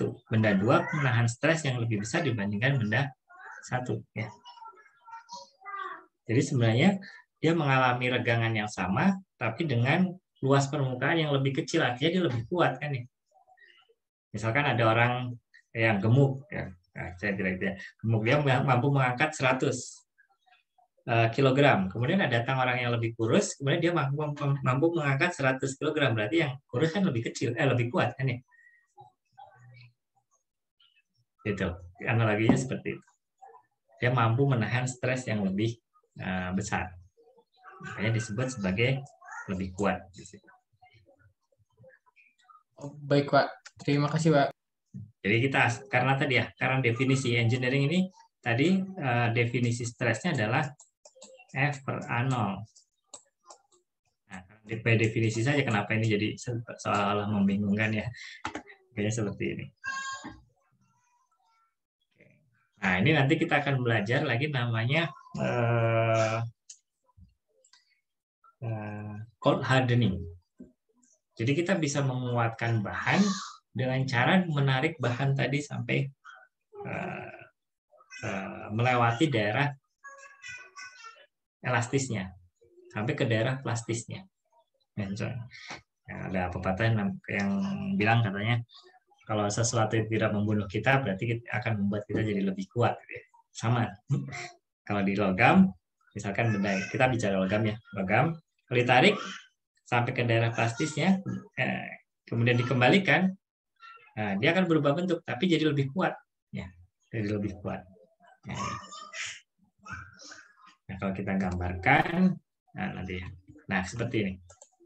Kita gambarkan. Jadi awalnya kita punya logam, stres-stresnya bentuknya seperti ini. Nah, kalau kita dapatkan di sini, yield strength-nya di sini. Nah, sekarang bayangkan kalau misalkan kita punya logam di sini, ditarik sampai melewati daerah plastisnya, dia berubah bentuk kan ya, permanen. Jadi ketika dikembalikan nanti A-nya akan berubah menjadi AI. Ya, tidak lagi menjadi A0, A awal. Nah, sampai kondisi D. Kemudian bebannya dilepaskan. Dia tidak kembali ke sini karena prosesnya sudah melewati daerah plastis. Dia akan kembali ke daerah ini. Nah, kalau kondisi awalnya berubah di sini, kemudian kita tarik lagi, dia akan mempunyai kurva stres-stres yang berikutnya yang ini. Nah, kalau kita hitung lagi yield strength-nya, dia akan berubah ke yang ini. Yield strength-nya. Jadi meningkat dari tadinya tau Y0 ke tau Y1. Nah, itu bahannya menjadi lebih keras. Nah, itulah yang disebut sebagai strength hardening. Ini ilmunya sudah lama ya. Bahkan nenek moyang kita juga mempraktikannya. Kalau ada yang pernah melihat pandai besi ya, membuat keris gitu. Nah, bentuknya dari lempengan kemudian ditekuk, dipukul, tekuk lagi. Ya, sampai di situ jadi kan si kristalnya di dalamnya itu ditarik. Itu kan jadi kuat. Jadi lebih kuat. Tapi tadi ada konsekuensinya. Nah, semakin kuat, dia akan semakin berubah menjadi brittle. Kenapa? Kalau di sini titik brittle-nya, patahnya di sini, tadinya dia punya ductility segini, persen elongation-nya. Tapi sekarang jadi hanya di segini. Setelah mengalami strength hardening, persen elongation-nya cuma ada segini. Dari awalnya segini.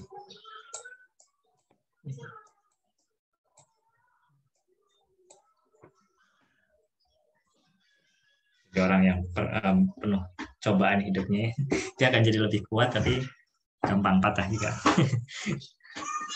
Jelas seperti itu.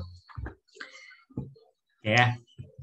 Nah, jadi kenapa tadi dengan penarikan tadi itu bisa menjadi lebih kuat dengan adanya strain. Oke ya.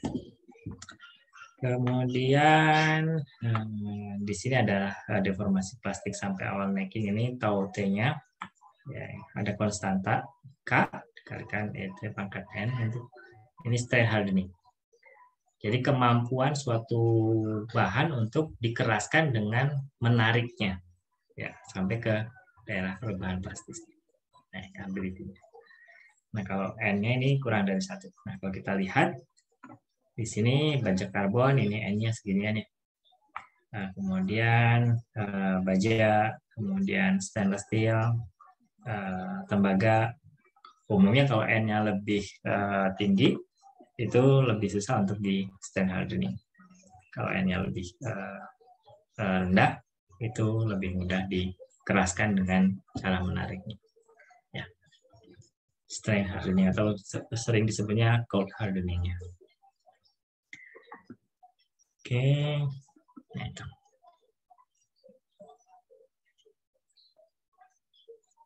Oke, ini salah satu ilmu logam yang menarik.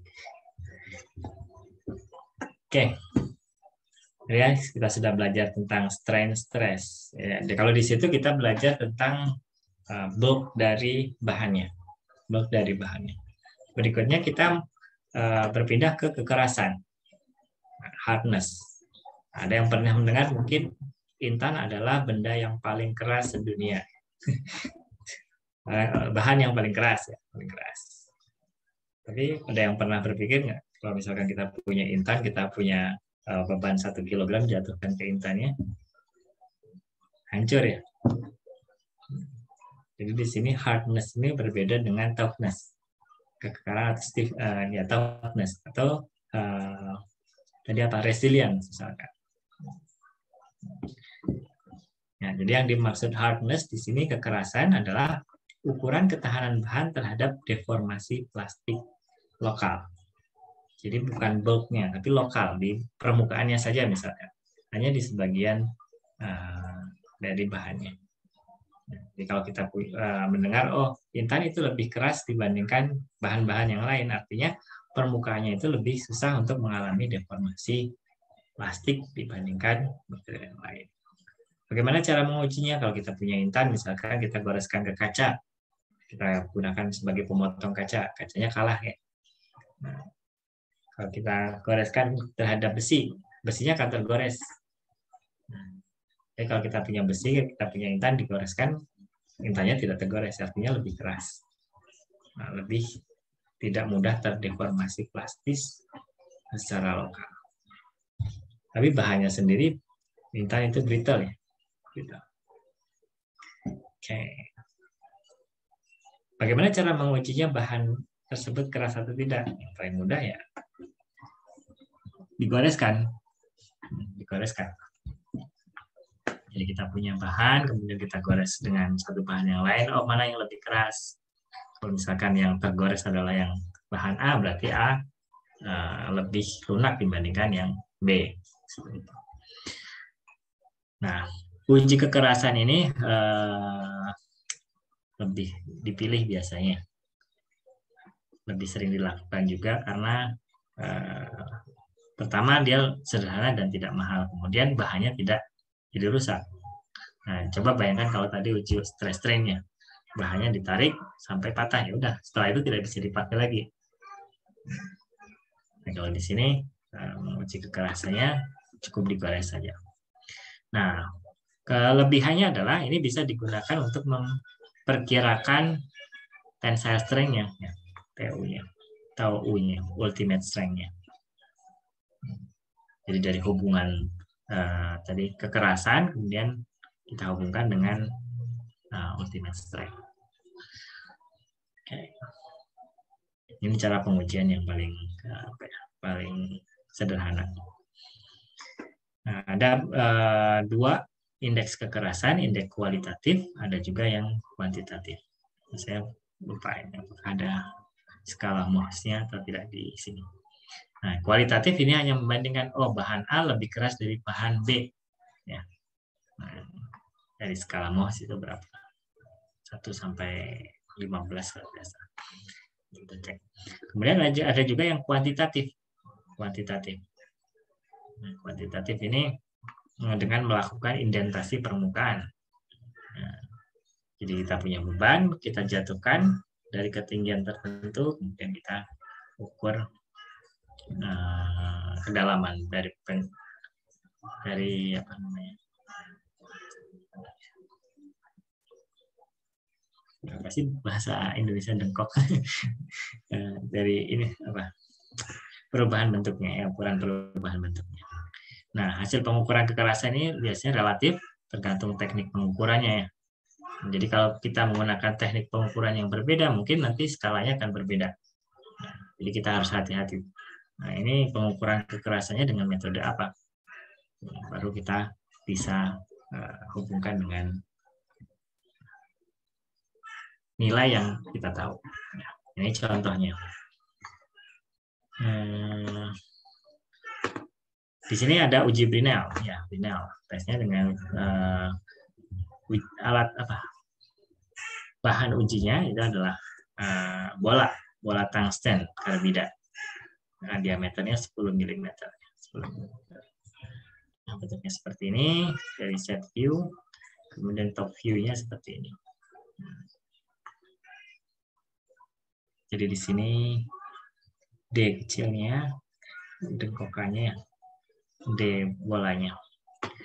Kemudian bebannya P ya, misalkan. Kemudian kita bisa buat formulanya dari ini. Jadi kalau misalkan kita punya beban P, nah, kemudian di sini ada indentasi, maka kita bisa menghitung hardness Brinell-nya, HB ini dari Brinell, HB-nya adalah seperti ini. Jadi ini daerah dengkokannya, diameter dari coakannya, legokannya, diameternya. Kalau ini indenternya, ya, indenter. Oke, kemudian ada juga yang dengan menggunakan Vickers micro hardness. Di sini indenternya menggunakan diamond dan piramid. Ya, diamond dan piramid. Kemudian kita punya indenternya seperti ini. Kalau dilihat dari top view-nya ini ya. Kemudian kita bisa melihat di sini indeks kekerasan Vickers-nya. P dibagi D1. Di sini ini lekukannya. Di sini. D-nya di sini. Ini sama dengan ini. Jadi ini indenternya, ini lekukannya ya, lekukannya. Kemudian bisa juga menggunakan knob micro hardness sama dengan Vickers, tapi ini lebih lebar. Indenternya dengan diamond juga. Jadi di sini lubangnya, lekukannya, kita bisa menghitung knob hardness-nya seperti ini. Nah, ada juga yang menggunakan Rockwell. Ini bentuknya seperti indenternya, kemudian kita dapatkan lekukannya seperti ini. Kemudian ini ada bebannya tertentu ya, bebannya itu. Kalau yang berat ini kita sebut sebagai Rockwell, kemudian kalau yang ringan itu superficial Rockwell. Oke, ini pengukurannya mirip dengan yang ini. Oke, nah ini di sini hasil uji kekerasan Rockwell-nya untuk beban minor 10 kg dan beban minor 3 kg. Ini ada simbolnya ya, simbolnya untuk Rockwell, dan superficialnya ada NTW-nya, kodenya. Nah, ini cocok untuk semua jenis logam dan paduan.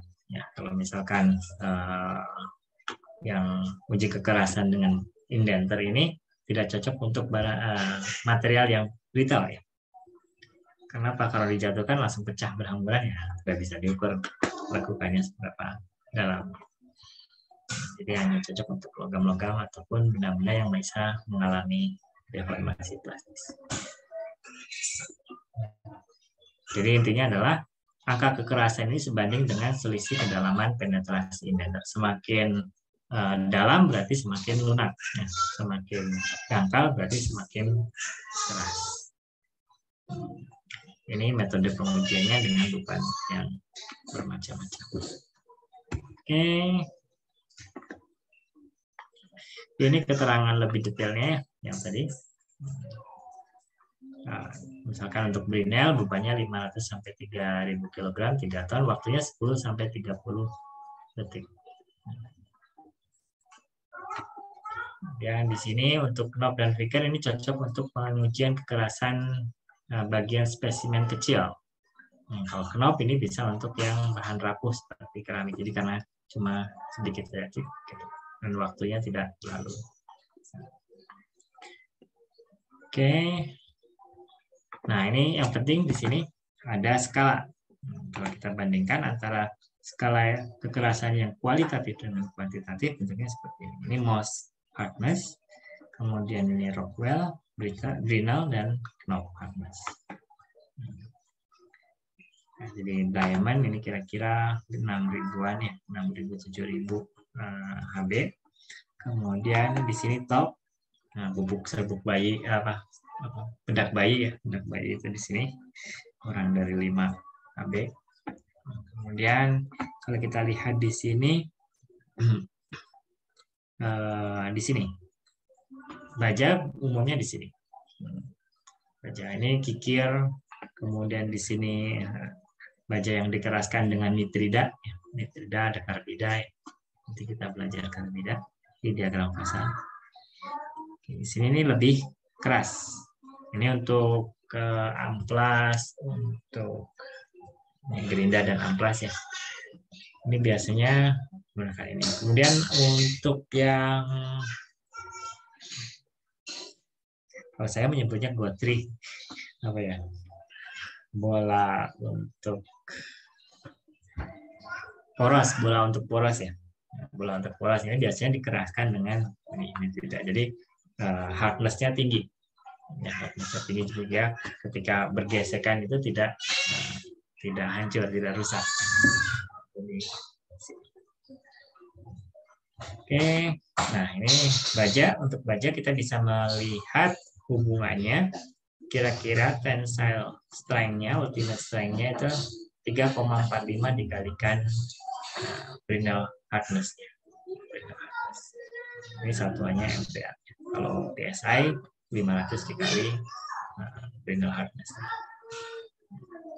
Jadi kita punya metode yang relatif mudah dan cepat ya. Dengan ini kita bisa langsung tahu kira-kira. Oke. Sampai di sini ada pertanyaan?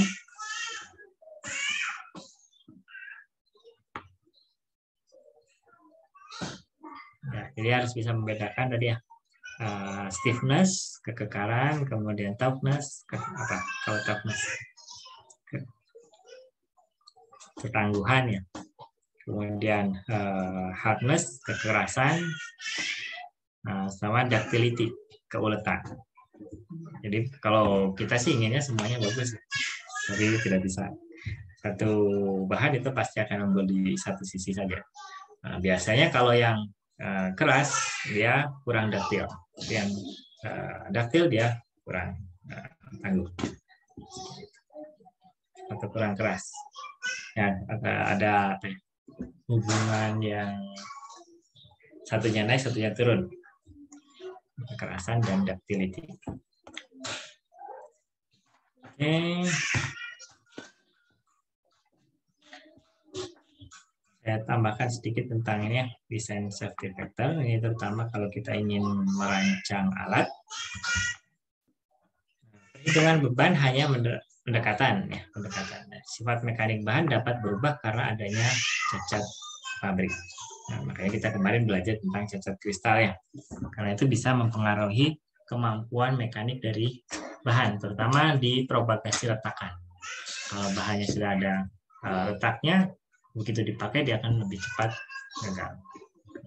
Jadi akan rusak saat penggunaan. Kemudian ini harus ada cara untuk mengantisipasinya. Caranya dengan mengenakan tegangan yang lebih rendah yang disebut sebagai design safety factor. Atau yang sekarang dikembangkan dengan berkembangnya ilmu material adalah menggunakan bahan dengan ketangguhan yang memadai untuk struktur yang kritik. Jadi di bagian yang kritiknya itu diperkuat. Kalau misalkan kita lihat desain mobil menumpuk ya, nah di bagian palangnya itu diperkuat. Jadi di situ mampu menahan beban yang lebih besar. Tapi di bagian-bagian lain yang crumple zone-nya itu dibuat justru lebih mudah berubah bentuk ya, tidak kuat.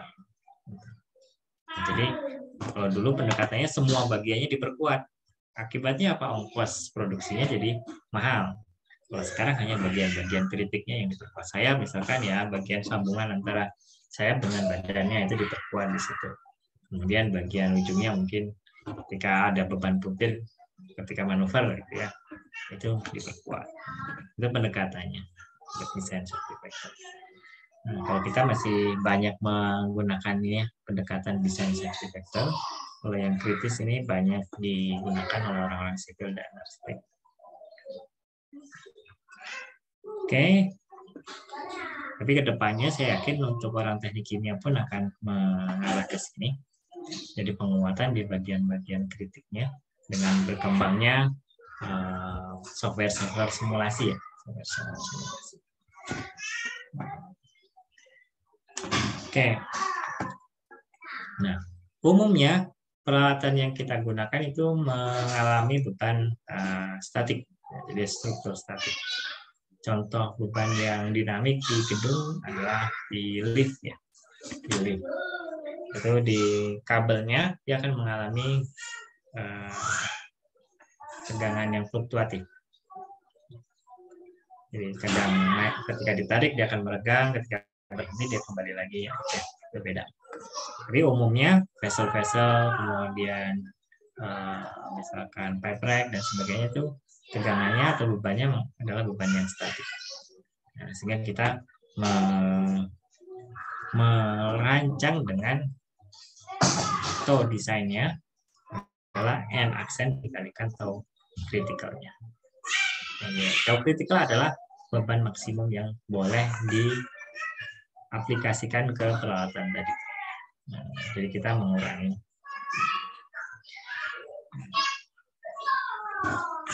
Nah, tegangan aman, kalau tegangan aman atau kita sebut sebagai tegangan kerja itu adalah atau working, kalau ini desain ini adalah atau kuat luluhnya, yield strength-nya dibagi dengan safety factor-nya. Safety factor-nya N-nya ini bisa 1,2 hingga 4. Nah, jadi misalkan kita punya peralatan yang bekerja di 100 bar ya, 100 bar misalkan saja kayaknya. Nah, ini di sini untuk mendesainnya kita harus mengalihkan dengan N aksennya. Nah, faktor rancangan itu lebih besar dari 1. Nah, jadi di sini tegangan kerja, berarti di sini adalah toe W. Jadi kita merancang, mendesain prosesnya di sini. Tapi ketika merancang peralatannya, kita harus mengalihkan ini dengan safety factor-nya. Safety factor. Di sini safety factor yang kita sebut sebagai toe design. Misalkan 1,2 ya, 20% di atas ini. Jadi di sini misalkan dirancang 20 bar toe desainnya. Nah, toe kritiknya itu kita harus mendesain. Sebentar, ini cek dulu rancangan toe desainnya itu N aksen toe kritik.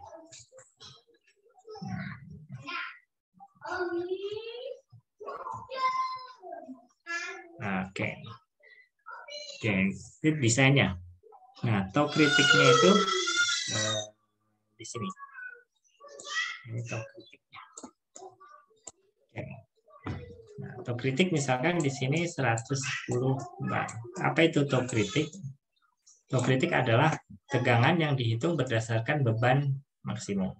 Jadi misalkan kita punya kondisi operasi 100 bar, mungkin saja pada kondisi offset dia akan mencapai 110 bar. Ya. 110 bar. Ini kritiknya. Nah, kemudian kita harus mendesain di atas kondisi kritiknya ini. Bukan hanya di kondisi kerjanya. Bukan hanya di kondisi kerja, tapi dinaikkan. Nah, kita cek kondisi kritiknya, baru nanti desainnya kita. Karena banyak alat-alat yang dirancang itu misalkan bekerja di 100 bar, tapi dia hanya dioperasikan di 70 bar, 50 bar. Banyak seperti itu. Nanti kalau sudah belajar safety di tingkat 4, kita akan membahas lebih dalam tentang toe kritik. Bagaimana untuk mengamankan. Sehingga si vesselnya itu masih bisa bertahan di 120 bar tanpa ada kerusakan yang signifikan. Nah, mengapa kita perlu melakukan pendekatan ini, desain ini? Ya, karena untuk menghemat penggunaan bahan. Nah, kalau misalkan kita ingin lebih menghemat lagi jumlah bahannya, karena logam-logam itu umumnya dijual berdasarkan beratnya ya, harganya. Nah, kita bisa menggunakan bahan yang yield strength-nya lebih tinggi. Kalau yield strength-nya lebih tinggi, kita hanya butuh lapisan yang tipis. Kalau yield strength-nya rendah, kita butuh lapisan yang lebih tebal, A-nya lebih besar. Ya, jangan sampai kita melakukan over design. Jadi ekonominya tidak Oke, mungkin itu sampai di sini terkait dengan sifat mekanik bahan. Ada yang ditanyakan?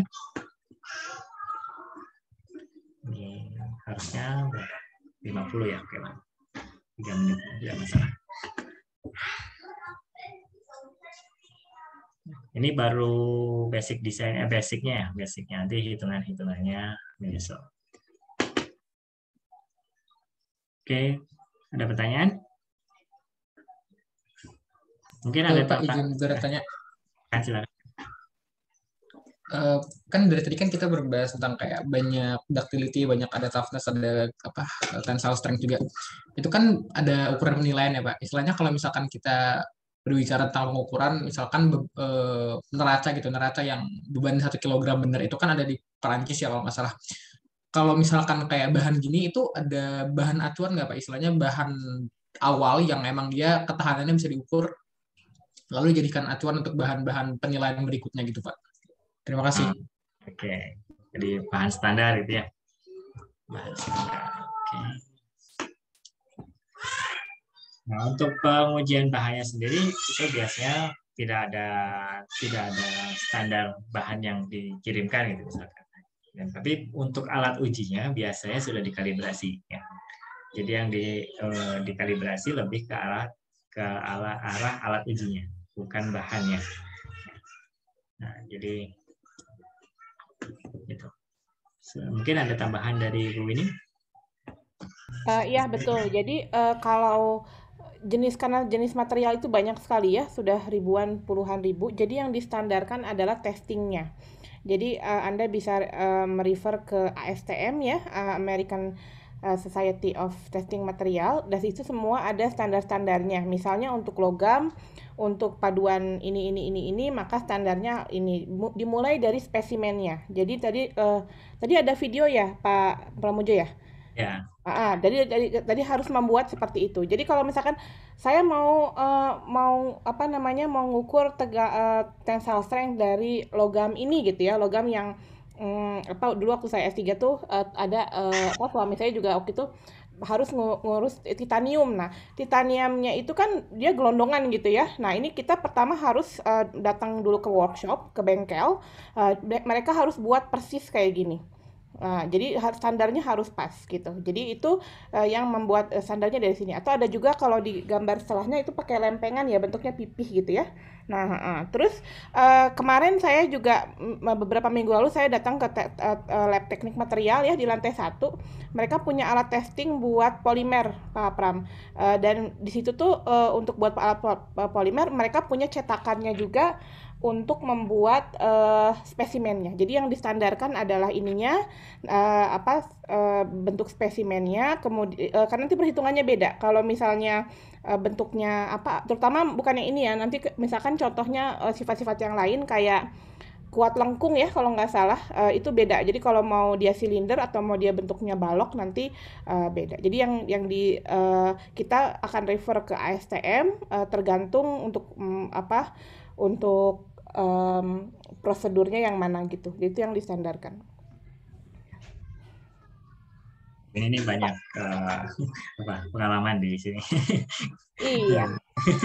Nah, misalkan tadi yang diceritakan oleh Bu ini untuk lengkung ya, kita bisa membuat secara ASTM-nya seperti ini ya. Jadi di sini ada penyangga, kemudian di sini ada yang ditekan ya, Bu. Ya, betul. Nah, jenis penekannya itu juga berbeda-beda nanti tergantung standar yang kita gunakan. Tadi kayak misalnya yang Brinell gitu ya, atau mau Vicker atau mau pakai yang kekerasan, nanti jadi beda rumusnya ya. Kalau misalkan mau hardness Brinell berarti rumusnya yang seperti ini gitu. Kalau mau yang Rockwell berarti seperti ini. Tapi ada pemetaan, ada korelasi ya. Rasanya tadi di kekerasan juga sudah ada.